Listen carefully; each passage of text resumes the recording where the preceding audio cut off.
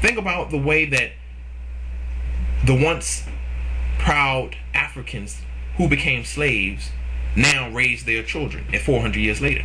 They still whip them. They still beat them. Now, I'm not saying that it's all right to spare the rod. I'm just saying, if you think about it, if you're raising a child, and that child, you beat the child every time it gets in trouble or does something wrong. When that child becomes an adult, who's going to beat that child? Who's going to spank that child and let them know, hey, there's never going to be anyone bigger than them. Once they get 6 feet tall, who's going to whip them? The police? Sure. But what does the other races do? They put them on timeout. What is prison? Timeout. When do you separate the child from letting it be a child and start giving them adult responsibility? There's the Big Brothers Associations. You have to put a boy around a man. And if you never put a boy around a man, he'll always be a boy man. He'll never know what it is to be a man until he's 50-something years old, because of going the hard way, joining gangs. It makes sense. He's looking for somebody to imprint off of.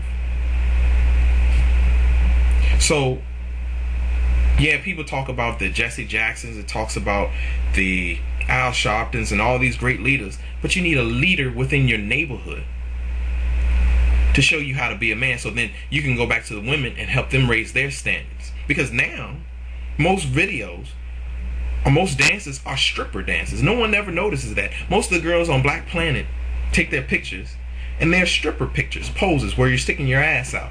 And is that the greatest asset you have? Or you know that's going to attract men, and then eventually, now that you got them, now you're going to show them how intellectually bright you are. Come on. There's so much more to an individual than what's between their legs. But again, it's the fault of the man for not trying to raise back up again. No one's holding us back. The power Martin Luther King had was because he unified all these churches. That's the secret to his power. He unified the churches. The churches rule the communities. The churches rule the communities. Why do you have 4 Baptist churches within 5 city blocks of each other? People just like the way the other person speaks. But if you can go get one individual to say, hey, look, we're going to listen to Dr. King. We're going to listen to Dr. whoever. You unify the churches, you unify the community.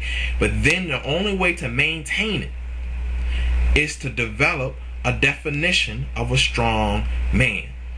So that a little boy knows that in order to get to the point where women will see me as a man, it's not because I have kids, it's not because I have a house, it's not because I have a car, it's because I can turn something out of nothing. And I can take care of praising my God, and I can take care of praising my family, and myself will be taken care of if I take care of all of that first. But a little boy doesn't appreciate and understand that. Well, this has just been another romance seminar. I took it off a little bit from the romance, but when I had that meeting, the individual spoke to me, and like I said, she didn't understand how that 400 years of slavery can affect somebody later.